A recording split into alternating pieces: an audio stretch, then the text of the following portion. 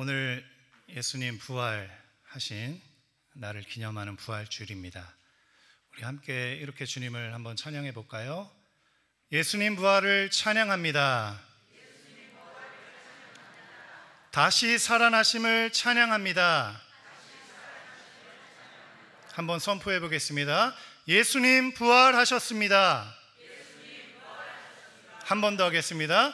예수님 다시 살아나셨습니다. 아멘. 아멘. 오늘 예수님 부활 사건에 대한 말씀 전하도록 하겠습니다. 오늘 본문 말씀에 보니까 안식 후 첫날입니다. 안식 후 첫날 새벽, 오늘날로 말하면 주일 새벽이죠. 주일 새벽에 갈릴리로부터 함께 따라왔던 여인들이 있었는데 그 여인들이 예수님의 죽으심을 다 목격을 했어요. 그리고 아리마대 사람 요셉이 예수님의 시신을 가져다가 무덤에 안치하는 것까지 다 보았습니다. 그리고 나서 이 여인들이 향품과 향유를 가지고 예수님의 시신을 이제 장사를 지내기 위해서 예비하고 준비했는데 이제 안식일이 다가오는 거예요. 그래서 안식일 날에는 차마 그 일을 하지 못하고 안식일이 지난 첫째 날이 되는 부활주일이죠. 주일 아침에 향품을 가지고 무덤으로 찾아갑니다. 오늘 10절 말씀에 보니까 그 여인들을 이렇게 표현합니다. 막달라 마리아, 요한나와 야고보의 모친 마리아, 그리고 몇몇 여인들이 함께 갔더라, 이렇게 성경이 기록하고 있습니다. 그들이 예수님을 향유로 장사를 지내기 위해서 무덤으로 찾아갔는데 웬걸 무덤 문이 열린 거예요. 그 무덤의 문은 과거에 어마어마하게 큰 돌을 굴려다가 그 무덤 입구를 막았었는데 장정만 해도 3-4명이 달라붙어야 간신히 열 수 있는 그런 무덤 문이었는데 가보니까 무덤 문이 열린 거예요. 너무 깜짝 놀랐죠. 그래서 그 무덤에 굴려진 것을 보고 무덤으로 들어갑니다. 근데 아무 것이 없는 거예요. 시신이 없는 거예요. 예수님의 시체가 거기에 놓여 있을 줄 알았는데 보이지가 않았습니다. 그래서 그 일로 인해서 근심합니다. 도대체 예수님의 이 시체를 누가 가지고 간 것일까? 어디 간 것일까? 근심하며 또 두려워합니다. 그때 문득 찬란한 옷을 입은 두 사람을 만나게 돼요. 두 사람이 곁에 섭니다. 그리고 이 여인들과 두 천사의 그 대화가 5절 6절 말씀 가운데 나와 있습니다. 우리 5절 6절 말씀 우리 함께 읽어보도록 하겠습니다. 시작. 예자들이 두려워 얼굴을 땅에 대니 두 사람이 이르되 어찌하여 산 자를 죽은 자 가운데서 찾느냐? 여기 계시지 않고 살아나셨느니라. 갈릴리에 계실 때에 너희에게 어떻게 말씀하신 것을 기억하라. 아멘. 5절 말씀 다시 한번 보여주시면 5절에 보면 이런 말이 있습니다. 어찌하여 산 자를 죽은 자 가운데서 찾느냐? 이렇게 두 천사가 이 여인들에게 물어요. 어찌하여 산 자를 죽은 자 가운데서 찾느냐? 이 여인들은 꿈에도 생각 못했습니다. 예수님이 다시 살아난 그 일에 대해서는 생각지도 못했어요. 그런데 이 천사들이 어찌하여 산 자를 죽은 자 가운데서 찾느냐? 이렇게 물어보는 거예요. 그러면서 6절입니다. 또 이렇게 얘기해요. 여기 계시지 않고 살아나셨느니라. 아멘. 한번 고백해 볼까요? 여기 계시지 않고 살아나셨느니라. 아멘. 두 천사가 여기 계시지 않는다, 그 이유에 대해서 다시 살아나셨다, 이렇게 말씀을 하시는 것이죠. 그러면서 여인들에게 말합니다. 너희들이 갈릴리에 예수님께서 함께 하셨을 때 그때 예수님의 말씀하신 것들을 기억하라, 이렇게 말씀하세요. 예수님이 어떻게 말씀하신 것을 기억하라, 이렇게 말하세요. 여인들은 이 천사들의 말이 이해하기가 어려웠습니다. 도대체 무슨 말인가? 아니, 죽었던 예수님이 어떻게 살아날 수 있단 말인가? 근데 이 두 천사들은 여기 계시지 않고 다시 살아나셨다, 갈릴리에서 너희들과 함께 계셨을 때 너희들에게 말씀하신 대로 예수님께서 다시 살아나셨다, 예수님의 그 말씀을 기억해봐라, 이렇게 두 천사가 이야기하는 것이죠. 그러면서 7절이 나옵니다. 예수님이 하셨던 말씀을 다시 이 두 천사가 다시 회상할 수 있도록 이야기해 주는 것이죠. 7절 말씀 우리 함께 읽어보겠습니다. 시작. 이르시기를 인자가 죄인의 손에 넘기워 십자가에 못 박히고 제3일에 다시 살아나야 하리라 하셨느니라 한데 아멘. 예수님이 갈릴리에서 이미 이 여인들에게 그리고 제자들과 무리들에게 말씀하신 바 있었어요. 그 말씀은 어떤 말씀이냐면 인자가 죄인의 손에 넘기워져서 십자가에 못 박히고 죽고 그리고 제3일에 다시 살아날 것이다. 예수님이 이미 알려주셨던 것이죠. 이미 말씀하셨던 것이죠. 그런데 이 여인들은요 까마득하게 잊어버렸어요. 그 말을. 그 당시에는 도대체 예수님이 무슨 말을 하는 건지, 그 말이 어떤 의미가 있는 건지 아무것도 모른 채 그냥 듣고만 있었기 때문에 그 말씀을 기억하지 못했어요. 그런데 두 천사가 예수님께서는 여기 계시지 아니하니라, 다시 살아나셨느니라. 그것은 예수님께서 갈릴리에게 너희에게 이미 말씀하신 바대로 예수님께서 다시 부활하셨느니라 이렇게 말씀하시는 것이죠. 죽으시고 3일 만에 다시 살아나시겠다 예수님이 벌써 말씀하셨고 그 말씀하신 대로 이루어졌음을 믿으시기를 축원합니다. 그런데 이 7절 말씀 후반절에 보니까 이런 말귀가 있어요. 제3일에 다시 살아나야 하리라. 살아나야 하리라.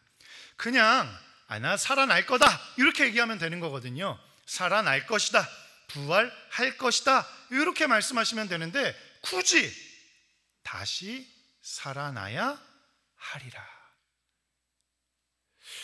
살아나야만 한다 이런 말이에요. 내가 다시 살아나야만 한다 그 말이에요. 이것은 하나님의 의지가 담긴 말임과 동시에 그 살아나야 하는 분명한 이유와 목적이 있음을 말씀하고 계시는 거예요. 그 목적과 이유에 대해서 사도 바울은 이렇게 표현하고 있는데요. 고린도전서 15장 12절 19절 말씀인데요. 제가 한번 말씀을 드리겠습니다. 예수님께서 만약에 부활하시지 않는다면, 가정이에요. 예수님께서 만약에 부활하시지 않는다면 전도도 설교도 쓸데없습니다. 이게 사도 바울의 말씀이에요.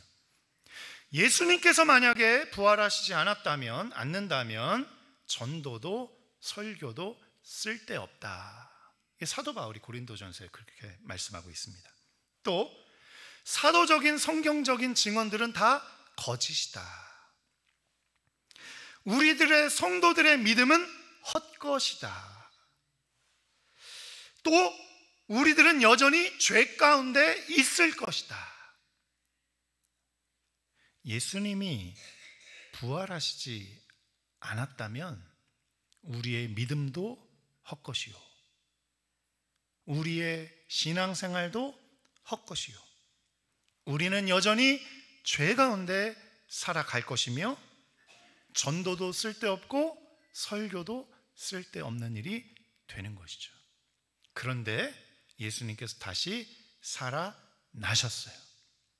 그래서 예수님의 부활로 말미암아 우리들의 믿음이 소망이 있게 되고 우리들의 전도와 우리들의 설교에 생명이 있게 되고 그리스도 안에서 잠자는 자들도 희망을 가지고 다시 부활할 육체와 영혼으로 주님을 만나게 될 그 날에 대한 소망을 누릴 수가 있게 되었다. 이렇게 사도 바울이 표현하고 있습니다.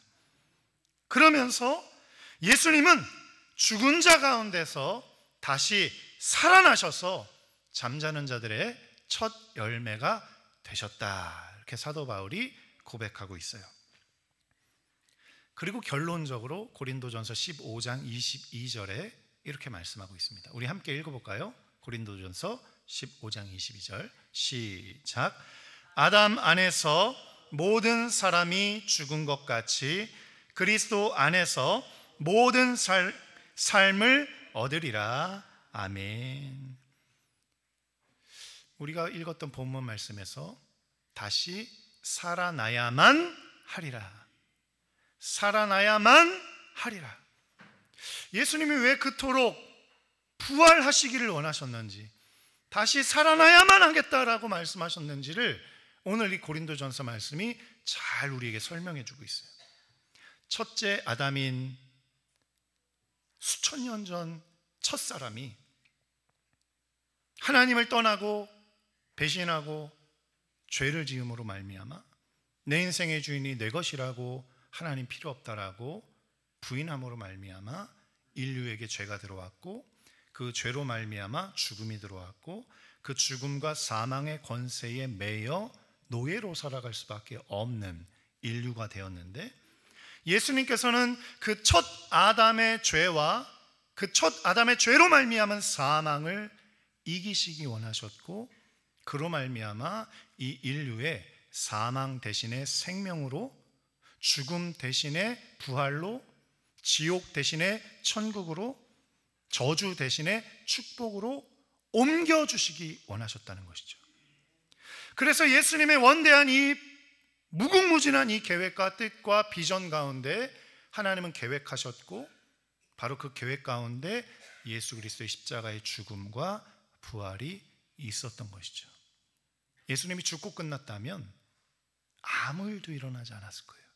그런데 예수님께서 죽으시고 3일 만에 부활하심으로 말미암아 첫 아담이 지었던 죄와 그 죄로 인한 사망과 권세들이 두 번째 아담인 예수 그리스도께서 이 땅에 오시고 십자가에 죽으시고 부활하심으로 말미암아 모든 인류가 첫째 아담 아래서, 죄 아래서, 사망 아래서, 지옥 아래서 살아갈 수밖에 없었던 우리들이 두 번째 아담인 예수 그리스도의 죽으심과 부활로 인해서 첫 열매 되신 예수 그리스도로 말미암아서 두 번째 열매, 세 번째 열매, 네 번째 열매, 그 이후에 수많은 부활의 열매들이 맺히게 됨으로 말미암아 사망의 권세는 무너지고 하나님의 생명의 역사가 흥왕하게 되어지는 이 비전과 꿈을 꾸셨던 것이죠. 다시 한번 말씀드리면, 죽으시고 다시 살아나셔야만 두 번째 아담으로서의 사명을 이루실 수가 있었던 거예요.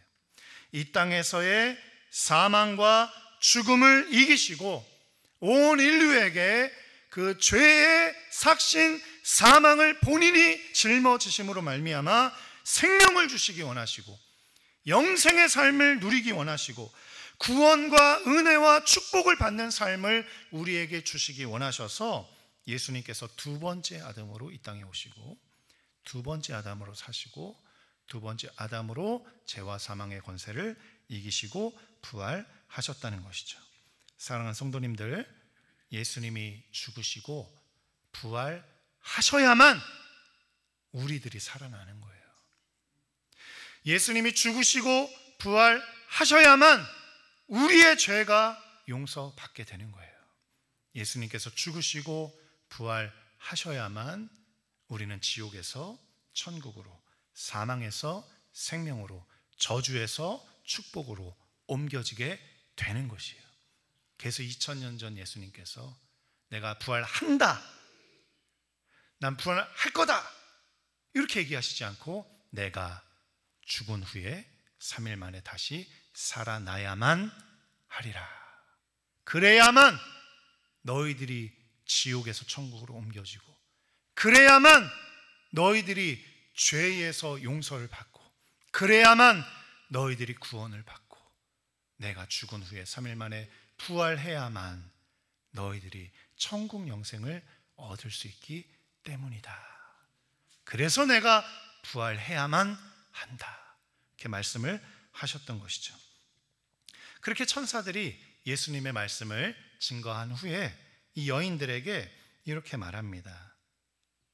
너희들은 이것을 통해서 기억하라. 이 말을 기억하라. 예수님이 부활하셔야만 했다라는 그 말을 기억하라, 이렇게 말씀을 하고 계시는 것이죠. 그리고 이 여인들은 그 말씀을 기억하고 돌아갑니다. 그리고 11 제자와 많은 무리들에게 이 사실을 고합니다. 그랬더니 사도들은 믿지 못해요. 사도들이 믿지 못합니다. 예수님 부활하셨다. 무덤 문이 굴러갔더라. 들어가 봤더니 천사들을 만났다. 천사들이 예수님은 다시 살아나셨다라고 말씀하셨다. 말씀을 전해요. 제자들이 믿지 못해요. 말씀 볼까요? 9절 11절 말씀입니다. 우리 9절 말씀 11절 말씀 함께 읽어보겠습니다. 시작. 무덤에서 돌아가 이 모든 것을 11 사도와 모든 다른 이에게 고하니 11절. 사도들은 저희 말이 허탄한 듯이 배어 믿지 아니하나.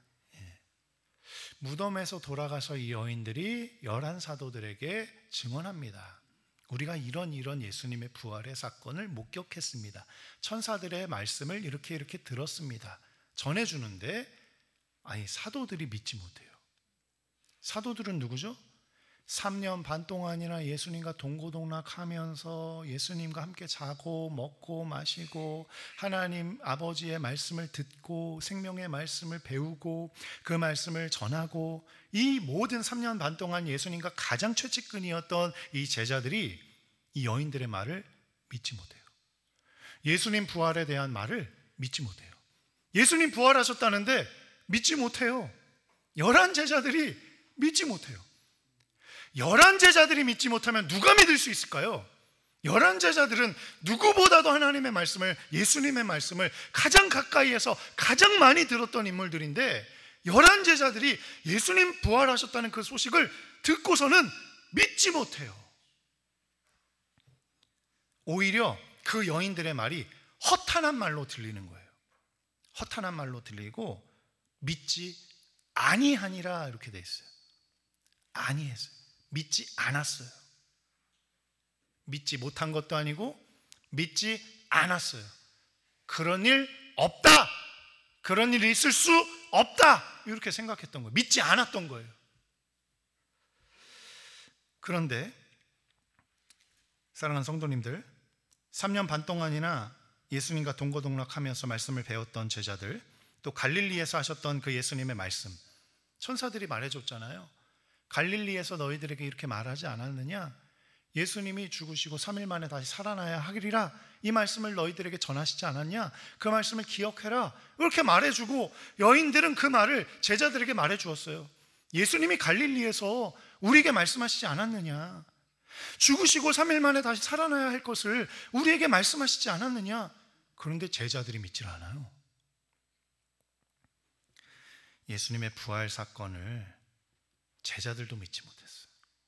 2000년이 지난 오늘 믿을 수 있을까요? 우리들은 다 믿죠. 우리들은 다 믿죠. 우리들은 다 믿지만 세상에 살아가는 세상 사람들이 예수님 부활하셨습니다, 믿을까요? 제자들도 못 믿었다니까요. 3년 반 동안이나 예수님을 직접 보고 직접 밥을 같이 먹고 말씀을 배우고 동고동락했던 제자들도 그 소식을 믿지 못했는데, 오늘날 2000년이 지난 예수님을 만나지도 못했고 예수님께 말씀도 전해 듣지 못했고 예수님에 대해서 아무것도 아는 자들에게 예수님 부활하셨습니다 말하면은 믿을 수가 있을까요? 네. 사람으로서는 불가능해요. 사람으로서는 불가능합니다. 그러나 하나님으로서는 가능한 줄 믿으시기를 축원합니다. 한번 고백해 볼까요? 사람으로서는 불가능합니다. 그러나 하나님으로서는 가능합니다. 네. 제자들도 사람으로서는 믿지 못했어요. 그게 어떻게 가능한 일이냐? 인류 역사상 다시 살아난 사람이 어디 있냐? 불가능하다. 제자들도 그렇게 생각했어요. 그런데 하나님으로서는 그들이 믿기 시작했던 것이죠. 상대방이 믿고 안 믿고는요, 내가 생각할 게 아닙니다. 이 여인들은요, 그저 보고 들은 것을 전했을 뿐이에요. 제자들도 3년 반 동안이나 예수님과 동고동락하면서 말씀을 배우고 듣고 했지만 그 예수님이 실제로 하신 그 말씀이었지만 그 말씀조차 믿지 못했던 제자들이었어요. 그런데 이 여인들은 어떻게 했죠? 그들이 믿든 믿지 않든 그 자신들이 보고 들었던 그 부활의 사건에 대한 이야기를 전해 주었다는데 우리가 주목해 봐야 될 점입니다. 아무도 믿지 않았던 제자들, 그때 베드로가 그 소식을 듣고 일어납니다. 일어나서 무덤으로 달려가요. 그리고 나서 구부려서 들여다봅니다. 아리마대 사람 요셉이 십자가에서 죽으신 예수님을 장사 지내면서 세마포 옷을 입혔는데 세마포 옷이 거기 놓여져 있는 거예요. 세마포 옷만 놓여져 있는데 예수님은 없으신 거예요. 베드로가 그것을 보고 그 된 일을 보면서 놀랍게 여깁니다. 베드로도 놀랐어요. 가장 최측근 중에 최측근, 수제자 중에 수제자 베드로도 놀랐어요. 그리고서 돌아갑니다. 집으로 돌아가요. 무덤까지 갔습니다. 무덤이 비어있는 것을 봤습니다. 예수님이 입으셨던 세마포 옷만 놓여져 있는 것을 보았습니다. 그런데 그 된 일을 다 보고서도 기히 여길 뿐 집으로 돌아가 버렸습니다. 이 여자들은 자신들이 전한 부활의 소식을 제자들이 믿지는 못하는 모습을 보면서 어떤 마음을 가지게 되었을까요? 처음에는 본인들도 놀랐고, 근데 그것이 하나님의 말씀임을 믿고 전하였는데 제자들마저도 그 사실을 부인하고 믿지 못하는 이런 상황을 마주하면서 이 여인들은 아마 굉장히 두렵기도 하고 이 소식을 우리가 전해야 할까 고민도 됐을 거예요. 그런데 중요한 것은 이 여인들은 자기들이 보고 들은 것을 그저 전했어요. 전했더니 베드로에게 역사가 일어났어요. 무덤에 가서 직접 확인을 해봤습니다. 허탄한 일이라고 생각했던 그 일을 자신의 두 눈으로 보기를 원했어요. 처음에는 믿지 않았지만 그 부활의 소식에 대한 이야기가 뇌리를 스치면서 그것을 직접 확인해 보고자 하는 마음이 들었어요. 사랑하는 성도님들, 2000년이 지난 오늘 우리가 예수님을 믿지 않는 자녀들에게 예수님이 부활하셨다라고 말하면 처음에는 아무도 믿지 않을 거예요. 그런데 주안점은 이 여인들은 그럼에도 불구하고 자기가 보고 들은 것을 전해 주었습니다. 전해 주었더니 동고동락 3년 반 동안을 했던 제자들이 변화가 일어나기 시작합니다. 첫 번째 변화는 그것을 확인해 보고 싶었던 거예요. 그래서 베드로가 그 무덤으로 쫓아갑니다. 실제로 그런 일이 일어났는지 궁금해지기 시작한 거예요. 어떻게 그런 일이 일어날 수 있는지 궁금해지기 시작한 거예요. 실제로 그러한지 궁금해지기 시작하는 거예요. 사랑하는 성도님들, 우리가 예수님 부활하셨습니다. 우리 남편에게, 우리 자녀들에게, 우리 가족들에게, 우리 주변 지인들에게 예수님 부활하셨습니다. 그 이야기를 한다고 처음부터 믿지는 못할 수도 있어요. 제자들처럼. 그런데 우리가 증인으로서, 부활의 증인으로서 예수님 부활하셨습니다. 그 부활의 사건에 대한 이야기를 나눌 때 그들에게 변화가 일어나기 시작할 겁니다. 처음부터 믿을 수는 없을 거예요. 그러나 그들 마음 가운데 궁금한 점들이 생기게 될 거예요. 실제로 그러한가? 진짜 그런 일이 가능한가? 무덤이 정말로 열려 있는가? 그 무덤에 세마포 옷밖에 없던가? 예수님 시신이 없어졌던가? 궁금함이 일어나기 시작할 거예요. 그리고서 그것을 자기의 실제 눈으로 확인하길 원할 거예요. 예수님께로 더 가까이 나아가는 역사가 일어나게 될 겁니다. 처음부터 믿는 사람은 없을 거예요. 그러나 그렇다고 우리가 이 사실을 증거하지 않는다면, 이 부활의 증인으로서의 사명을 감당하지 않는다면 이 세상 그 누구에게도 변화가 일어나지 않습니다. 그러나 믿든 안 믿든 예수님 부활하셨습니다. 무덤 문이 열렸습니다. 세마포 옷만 놓여져 있었습니다. 천사들이 증언했습니다.